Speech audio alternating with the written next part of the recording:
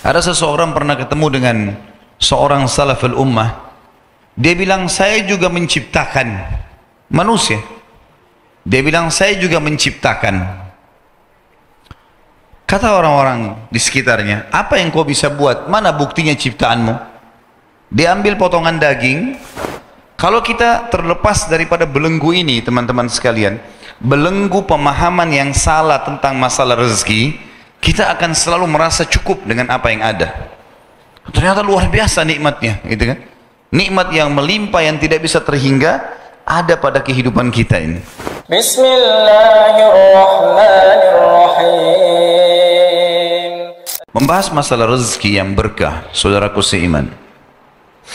Rezeki kalau kita itlaqkan, jangan pernah difahami hanya sebatas materi. Karena kebanyakan orang memahami rezeki itu ya hanya sekedar makanan, minuman, pakaian, kendaraan, atau transportasi, ataupun rumah. Selain daripada ini nggak dianggap rezeki oleh dia. Sehingga banyak sekali orang yang tidak tahu kalau dia sedang kaya raya, dia sedang melimpah rezeki padanya. Karena tadi lingkup rezeki dia hanya lihat ada dalam bentuk materi. Saya akan rincikan misalnya. Setiap saat teman-teman sekalian bangun tidur bisa melihat sesuatu, bisa membedakan warna-warna. Bahkan saya sekarang bisa melihat kepada jemaah sekalian dan jemaah melihat ke saya, ini sebuah rezeki yang tidak terhingga. Penglihatan seseorang, cahaya yang bisa ditangkap oleh matanya sehingga dia bisa memantulkan kembali apa yang dia jadikan sebagai targetnya. Ini sebuah nikmat. Bukankah seseorang di antara kita walaupun punya miliaran rupiah tapi matanya buta, dia kesulitan?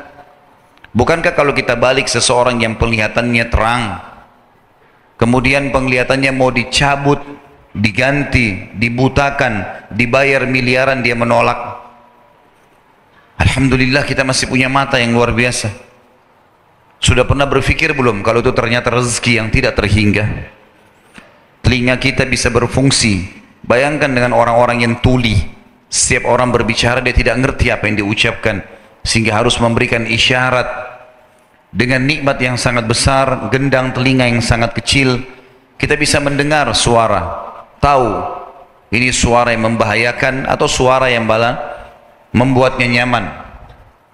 Lidah kita bisa membedakan antara rasa, mana yang pahit, mana yang asin, mana yang pedas, mana yang manis dalam waktu seketika. Sebuah rezeki yang tidak bisa terhingga itu. Bukankah seseorang kalau lagi sakit lidahnya pahit, dia nggak bisa rasa apa-apa? Apa gunanya seseorang punya miliaran uang tapi buta, tuli, nggak punya rasa di lidahnya? Hidung kita masih bisa membedakan, saudara seiman, mana bau busuk, mana bau wangi dalam waktu yang seketika. Sudah pernah berpikir belum kalau itu adalah sebuah nikmat yang luar biasa? Sekarang makanan yang kita pilih, minuman yang kita pilih, kalau kita konsumsi, pernah nggak kita punya andil sedikit saja di dalam proses pencernaannya? Pada saat kita meminum yang manis misalnya, atau kita minum yang hangat ataupun yang dingin, maka kita cuma tahu memilih dan menikmati, nggak lebih daripada itu. Pilih minuman ini, pilih makanan ini, kemudian kita konsumsi. Begitu masuk ke dalam tenggorokan kita, ukuran sepertiga jari, kita sudah tidak punya andil lagi di situ. Tiba-tiba terproses dengan sangat luar biasa, tercerna mana tadi makanan dan minuman itu yang jadi nutrisi tubuh, mana yang akan jadi kotoran, sehingga dikeluarkan dalam bentuk keringat, air seni, ataupun tinja. Saya yakin kalau kita tahu dalam satu piring makanan mana yang akan jadi kotoran, mana yang akan jadi nutrisi tubuh kita, tidak akan makan yang akan jadi kotoran. Tapi kuasa Sang Pencipta yang luar biasa. Bukankah seseorang di antara kita tiap hari menikmati pada saat dia mau ke kamar kecil, dia kebelet kencing misalnya, dia langsung kamar mandi, dia buang air kecilnya, dia tidak berpikir jauh, ternyata itu adalah sebuah kotoran yang harus dia keluarkan. Ada orang nggak bisa kencing, kena penyakit kencing batu misalnya, susah mau kencing, teriak-teriak, kesakitan. Kita bertahun-tahun menikmati itu semuanya. Buang air besar, ada orang kembung perutnya, nggak bisa keluarin angin, nggak bisa keluarkan kotoran, tapi kita bisa dengan mudahnya Mungkin dalam satu hari bahkan beberapa kali kita lakukan. Dan sekian banyak hal yang luar biasa. Sehelai rambut saja di kepala kita itu sebuah nikmat yang luar biasa. Sekarang di Amerika, khusus bagi orang-orang yang rambutnya rontok dan tidak bisa tumbuh, itu untuk menanam satu rambut ada biayanya $10. Rambut kita ini di kepala tiap hari kita bisa pegang, mandi, sampoin, sisir. Berapa helai rambut di kepala kita? Pernahkah kita syukuri semua ini teman-teman sekalian? Nikmat yang luar biasa yang tidak bisa terhingga. Ini sebuah rezeki yang besar. Makanya pernah ada seseorang datang kepada seorang syekh di Saudi. Orang miskin menurut dia sangat susah hidupnya. Makan masih minta-minta sama orang. Menurut pandangan dia, rezeki itu hanya materi. Maka dia datang ke majelis, selalu dia mengatakan, syekh, kalau syekh ini kalau kita di Indonesia kiai. Saya ini orang miskin, minta bantuan. Syekhnya, kalau kita di Indonesia ini kiainya, ingin memberikan pendidikan kepada orang ini. Dia bilang, kamu orang kaya. Dia bilang, saya orang miskin. Syekhnya mengatakan lagi, kamu orang kaya. Dia ulangi lagi, saya orang miskin. Kata syekhnya, kamu orang kaya. Dia bilang, demi Allah saya orang miskin. Kata syekhnya, demi Allah kau orang kaya. Kaget dia. Dia bilang, syekh, kenapa anda lebih yakin kalau saya orang kaya sementara saya tahu keadaan saya secara ekonomi miskin? Kata syekhnya, memang kamu kaya raya. Mau saya hitungkan kekayaan kamu? Dia bilang, iya.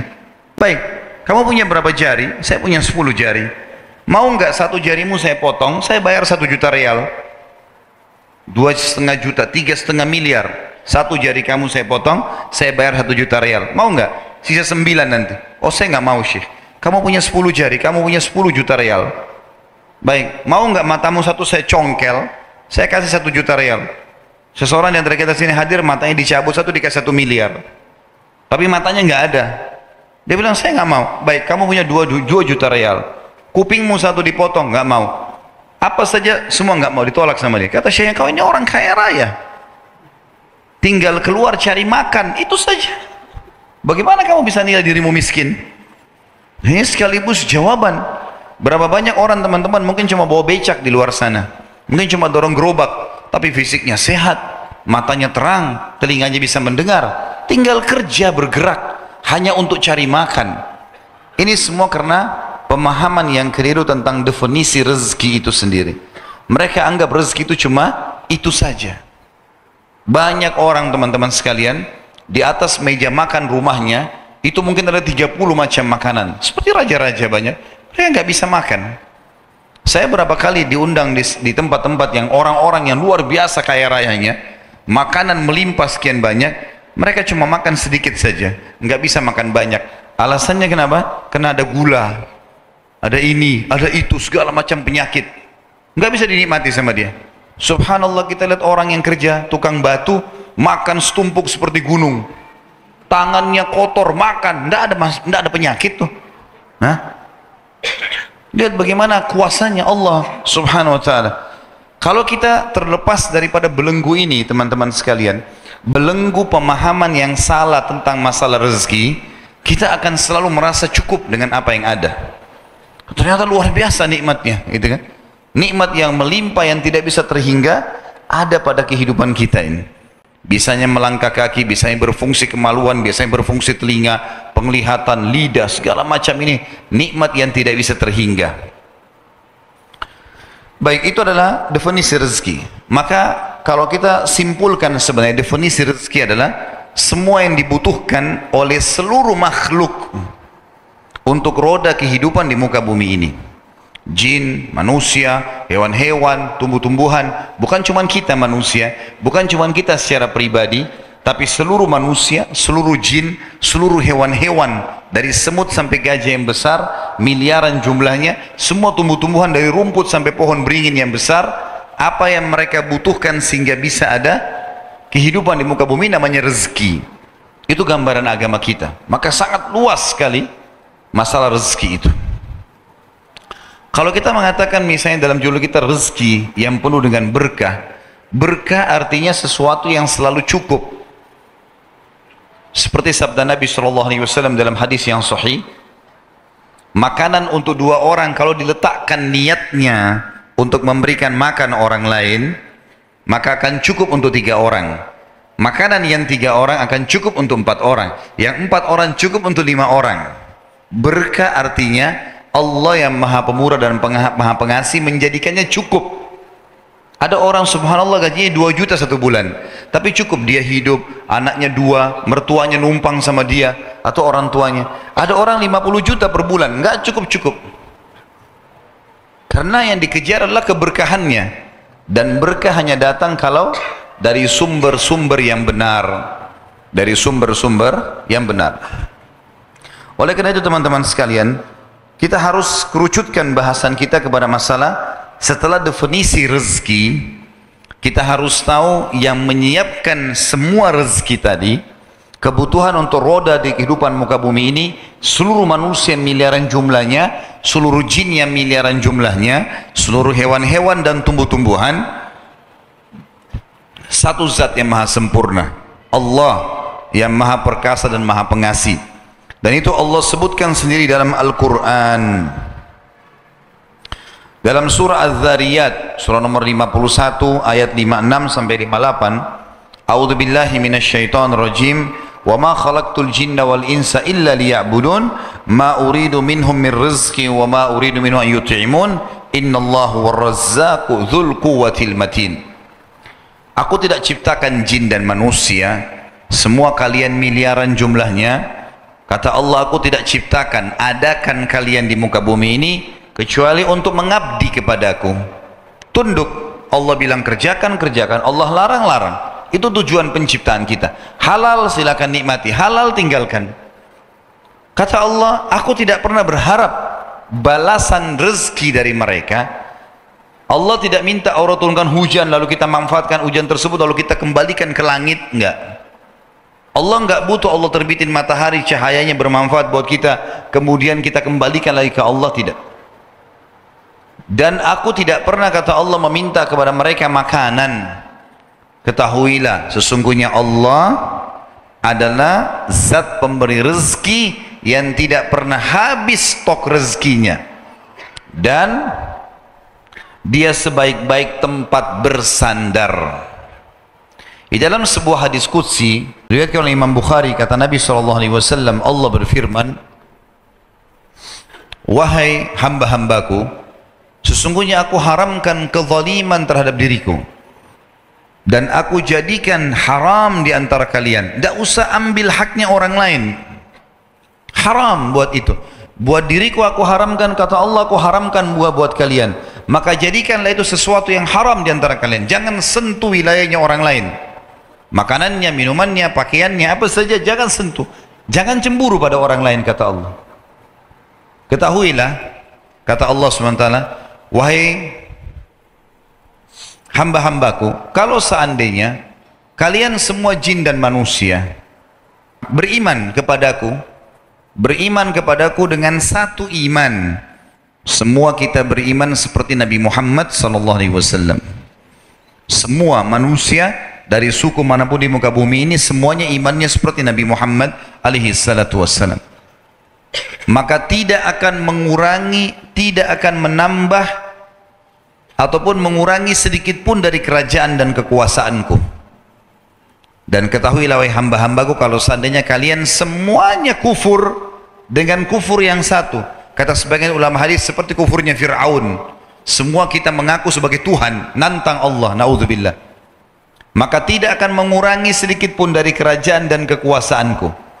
Dan ketahuilah wahai hamba-hambaku jin dan manusia, kalau kalian semuanya berkumpul di sebuah lembah, kemudian kalian semuanya minta masing-masing yang dia butuhkan, lalu aku berikan seperti apa yang mereka minta, niscaya tidak akan mengurangi sedikit pun dari kekayaan dan kekuasaanku kecuali seperti jari telunjuk atau riwayat lain jarum yang dicelupkan ke lautan lalu diangkat, maka tidak berkurang sedikit pun air lautan itu. Allah tidak butuh dengan kita, kita yang butuh dengannya. Manusia, bahkan kita saja sini teman-teman sekalian, tidak bisa memenuhi kebutuhan kita sendiri.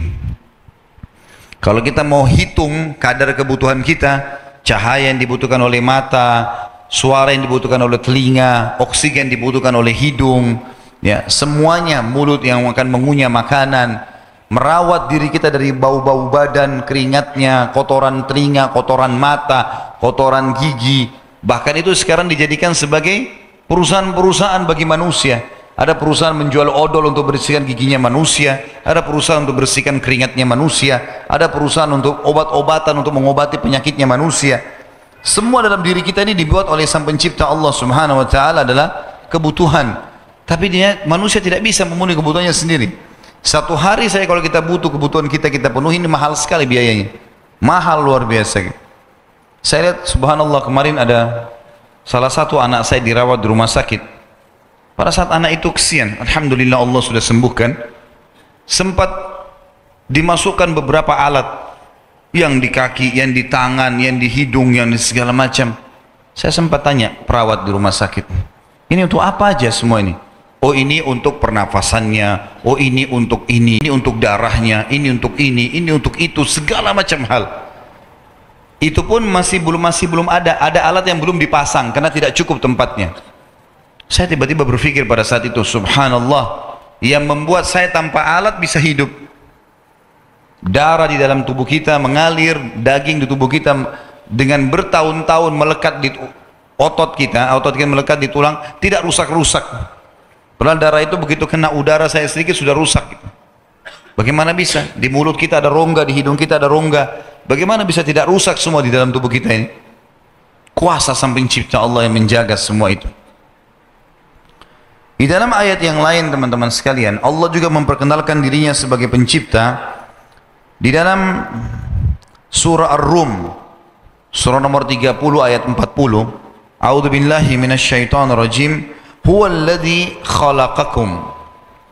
Dialah satu-satunya Allah yang telah menciptakan kalian dan mencipta dari tidak ada menjadi ada. Jadi telur menjadi anak ayam, biji menjadi pohon, sperma, sel telur menjadi manusia kayak kita. Ada seseorang pernah ketemu dengan seorang salaful ummah. Dia bilang, saya juga menciptakan manusia. Dia bilang, saya juga menciptakan. Kata orang-orang di sekitarnya, apa yang kau bisa buat? Mana buktinya ciptaanmu? Dia ambil potongan daging, dipotong-potong daging tersebut, daging mentah, kemudian ditaruh di antara dua potongan kayu, ditaruh. Dia bilang, ini saya akan taruh dalam sini, kalian lihat semua, 3 hari lagi kita akan lihat ciptaan saya. Ditaruh dalam bambu kayu, kalau kita sekarang dipotong dulu ditutup. 3 hari kemudian dibuka, ternyata penuh dengan belatung, daging itu. Dia bilang, ini ciptaan saya. Tadi kan tidak ada belatungnya, sekarang ada belatungnya nih. Ini saya yang buat, tadinya nggak ada kan? Maka ada beberapa orang yang hadir di situ bilang, kalau kau yang ciptakan, bisa nggak saya tanya, berapa jumlah jantan dan betina di antara belatung itu? Terus kemudian, berapa banyak kadar kebutuhan makanan dan minuman yang bisa kamu berikan kepada semuanya itu? Dan terus pertanyaan dilemparkan, lebih dari 7-8 pertanyaan dia nggak bisa jawab. Maka orang-orang sekitar bilang, kalau kau yang ciptakan, kau harus tahu mana jantan, mana betina, berapa ekor di antara mereka, kebutuhan makanannya dan minumannya berapa kadarnya, umurnya sampai kapan nih belatung ada di situ, ya. Nanti ukuran badannya akan sebesar apa, semua harus tahu. Kemudian pada saat mati, mana yang lebih dulu mati? Maka orang itu terdiam, nggak bisa ngomong. Tak mungkin ada orang yang menciptakan, karena menciptakan dari tidak ada menjadi ada. Telur kita beli di pasar bisa digoreng, enak dimakan. Tapi kalau dibiarkan di induk ayam, keluar jadi anak ayam, bisa berkokok, bisa jalan. Harus ada penciptanya. Tidak mungkin tiba-tiba terjadi begitu saja. Dan kita sebagai seorang muslim diberikan sebuah kata rahasia, la ilaha illallah. Enggak ada yang menciptakan, mengadakan, mengurus, memiliki, memusnahkan kecuali Allah. Enggak usah capek-capek cari Tuhan. Udah ada penciptanya semua. Patuhi saja peraturannya, nikmatin yang dia perintahkan, yang halalkan, jauhi yang dia larang. Udah selesai. Kemudian dijanjikan juga nanti akan masuk ke surga yang abadi dengan segala macam fasilitasnya. Allah mengatakan, huwallazi khalaqakum, dialah satu-satunya yang telah menciptakan kalian dari tidak ada menjadi ada. Thumma razaqakum, dan memenuhi semua kebutuhan kalian. Thumma yumitukum, lalu dia yang akan membinasakan kalian. Thumma yuhyikum, dan dia akan membangkitkan kalian. Hal min syurakaikum may yaf'alu min dzalikum min syai'? Ada enggak sekutu-sekutu yang kalian sembah selain Allah? Pohon keramat jimat batu apalah, dewa. Ada andil mereka? Ada yang bisa lakukan itu untuk kalian? Menghidupkan kalian, mematikan kalian, memberikan kalian rezeki. Uniknya banyak orang sembah patung misalnya. Ini yang paling unik sembah patung ini. Karena patung itu batu, dia sendiri yang ukir matanya, dia yang bentuk kupingnya, dia yang warnain, gitu kan? Kemudian dia yang pikul ke tempat yang dia ingin sembah, kemudian dianggap Tuhan. Saya subhanallah pernah di Bandara Bali waktu itu. Begitu saya mau balik habis tablik akbar, di pintu gerbang bandara, saya pas mau naik ke dalam, saya lihat ada patung di depan pintu gerbang bandara. Patung ini tidak tahu apa ini. Mau dibilang manusia bukan, mau dibilang hewan bukan, ya. Matanya belalak, hidungnya tajam-tajam, warnanya merah, dan pendek, perutnya besar. Saya nggak tahu ngerti apa ini. Waktu saya tanya, oh ini dewa, dianggap Tuhan. Tuhan dari mana ini? Jelas-jelas patung, nggak ada manfaatnya sama sekali. Manusia yang ukir, aneh sekali. Ada yang anggap pohon keramat karena dianggap pohon tua. Pohon apa? Pohon makhluknya Allah, sama dengan pohon-pohon yang lain. Dianggap keramat, bawa sesajen, minta-minta di sana. Kuburan, batu, autan, apalah, api, semuanya ini makhluk. Kita sama dengan semua itu teman-teman sekalian sebagai makhluk. Kita sama dengan api, dengan air, dengan udara, dengan tanah, dengan hewan-hewan, dengan jin, dengan apalah, langit, semuanya sama sebagai makhluk, hanya beda fungsi saja. Kenapa harus mencari selain Tuhan Allah subhanahu wa ta'ala? Allah memiliki banyak sekali bukti, ya, tentang masalah keberadaannya. Karena Allah selalu tantang, coba apakah ada sekutu-sekutu selain saya yang kalian sembah itu yang bisa lakukan untuk kalian, bisa menciptakan kalian? Bahkan patung-patung dan apapun disembah selain Allah nggak punya andil dengan sehelai rambut kita. Bagaimana kita mau kembali kepada mereka? Subhanahu wa ta'ala amma yushrikun. Maha suci Allah terhadap apa yang mereka sekutukan itu. Di dalam surah Ghafir atau surah Mu'min ayat yang lain, surah nomor 40 ayat 64, Allah berfirman, a'udzubillahi minasyaitonir rajim. Allahul ladzi ja'ala lakumul arda qarara. Allah lah yang telah menjadikan buat kalian bumi itu qarar, dan qarar ini punya banyak makna. Di antara maknanya adalah qarar, tenang, sehingga bisa dipijak di atasnya. Ini bumi tidak goyang. Ini sekarang kita sudah tahu dalam ilmu pengetahuan alam, kalau bumi itu berjalan, kenapa kita tidak goyang-goyang, tidak terpontang-panting? Pasti ada yang membuat bumi itu bisa stabil seperti sekarang. Kita bisa tenang lewat di atasnya. Makna qarar, tenang melalui atasnya. Yang kedua makna qarar adalah bisa dibangun di atasnya. Kayak kita bangun bangunan masjid, bangunan rumah. Makna yang lain juga qarar adalah bisa dicocok tanami. Tanam biji-bijian keluar pohon-pohonan. Makna yang lain juga bisa diambil hasilnya. Pertambangan misalnya, minyak, air, diambil dari dalam bumi semuanya. Jadi makna artinya qarar banyak. Allah mengatakan, dialah satu-satunya yang telah menjadikan buat kalian bumi itu qarar, was-samaa'a binaa'a, dan menjadikan buat kalian langit ini bangunan. Jadi kalau kita di ruangan ini teman-teman, kita melihat atap masjid ini adalah bangunan. Sebenarnya di dalam gambaran sang pencipta Allah, langit di atas kepala kita ini seperti atap ruangan ini. Kalau kita anggap kita berada di luar rumah, tapi bagi Allah kita sedang berada di dalam sebuah ruangan, namanya langit, bina. Bina itu bangunan.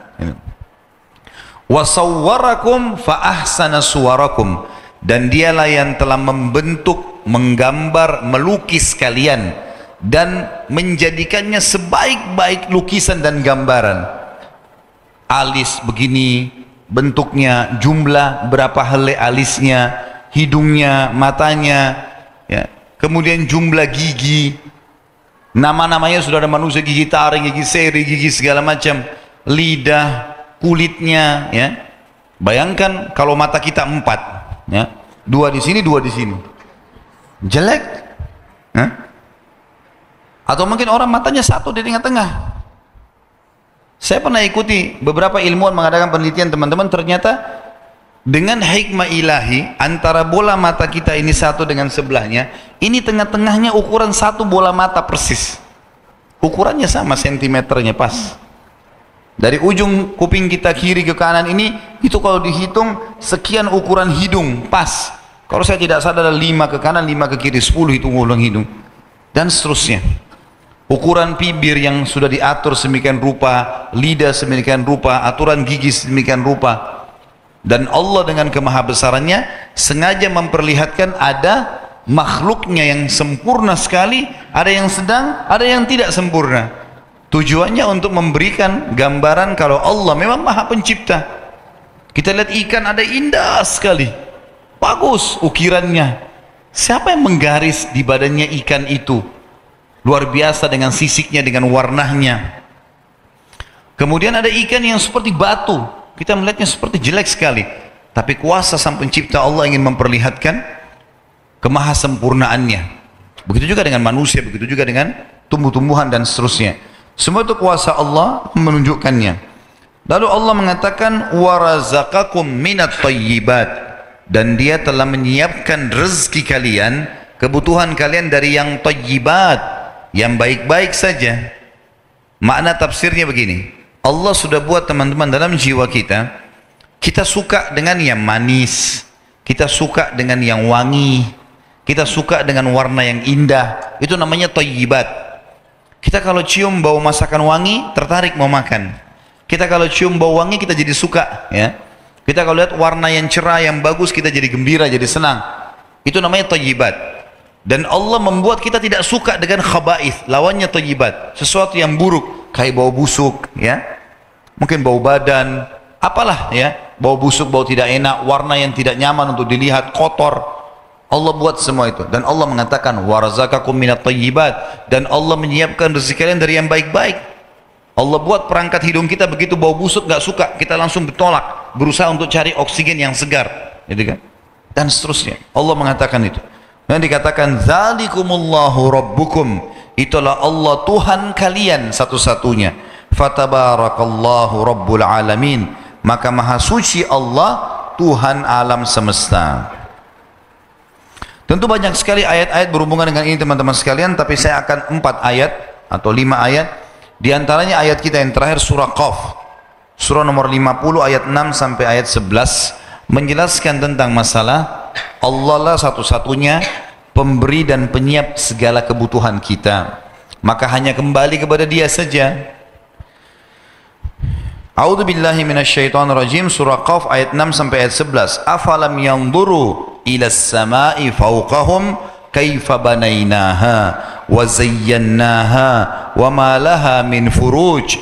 Tidakkah para manusia itu melihat langit di atas kepala mereka? Seperti sekarang lagi terang begini, kita bisa lihat ke langit.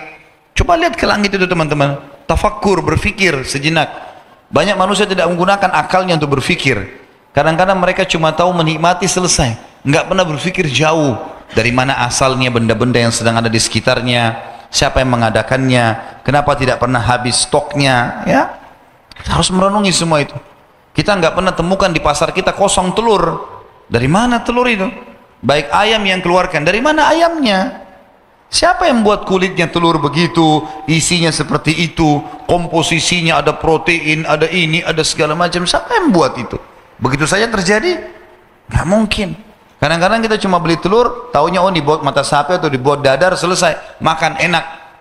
Itu salah satu substansialnya, tapi harus lebih besar. Siapa yang buat itu? Gitu kan? Anggur yang kita lihat di buah-buahan di tangkainya, siapa yang pasang, teman-teman? Siapa yang lekatkan anggur di tangkainya? Coba berpikir gitu. Jangan cuma tahu saya masuk di supermarket pengen beli anggur, ini hijau, ini merah, ini hitam, udah ambil aja yang hitam, selesai. Karena ini manis, coba oh manis, selesai, udah. Sebatas itukah? Itu sempit sekali. Coba pikir siapa yang tancap anggur di tangkai-tangkainya, siapa yang buat kulitnya selembut itu, siapa yang buat aromanya, cita rasanya, bijinya di dalam. Dan kenapa tidak pernah habis stoknya anggur itu? Tidak pernah habis. Kalau kita temukan ada orang yang buat misal perkebunan anggur, itu cuma sebagian kecil teman-teman. Di hutan sana banyak anggur tumbuh liar, nggak ada yang urus. Begitu juga dengan pisang, kita lihat di tangkainya. Siapa yang menata pisang itu? Antum kalau beli pisang di tangkai-tangkainya siapa yang tata itu begitu rapi? Begitu saja. Siapa yang buat kulitnya begitu lembut, isinya begitu? Siapa yang buat? Dan tidak pernah habis stoknya itu. Ada aja terus. Pisang itu, mangga, apel, durian, semua buah-buahan ini. Dari mana semua? Ada kira-kira yang bisa mengatakan, oh saya yang buat. Teman-teman tahu, orang yang membantah ketuhanan Allah itu namanya ateis. Dan orang-orang ateis ini, kita simpulkan sederhana pemikiran mereka. Mereka mengatakan tidak ada Tuhan. Dan mereka anggap semua ini terjadi begitu saja. Yang dianggap penduduk bumi yang paling canggih manusia. Nah sekarang kita ini manusia. Kita sekarang dianggap oleh orang ateis yang tidak ngaku Tuhan Allah, kita ini adalah makhluk yang paling luar biasa deh. Penduduk bumi yang paling canggih. Kita mengalahkan semut, mengalahkan gajah, mengalahkan semua karena kita bisa buat bangunan, kita punya kendaraan, kita punya sekarang smartphone dan seterusnya. Baik, kita tanya sekarang manusia, kita ini hadir semua manusia. Apa andil kita teman-teman di setetes air yang kita minum? Ada yang bisa buat setetes air? Apa andil kita di sehelai rambut yang tumbuh di kepala kita?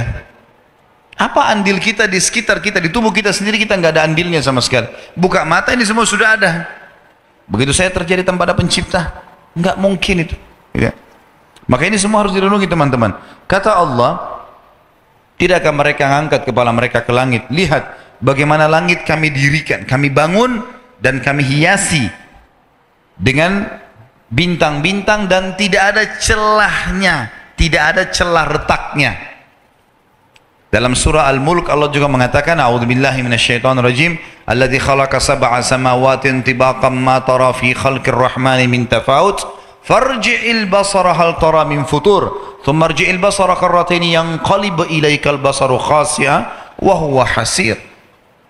Kata Allah, Allah lah yang telah menciptakan langit 7 lapis bersusun-susun, maka engkau tidak akan menemukan sedikit pun celah kekurangan di ciptaannya sang pencipta yang maha pemurah. Coba kamu angkat matamu ke langit, kata Allah, niscaya kamu akan turunkan pandangan matamu dari langit dalam kondisi capek, sementara kau belum menemukan sedikit pun celah kekurangannya.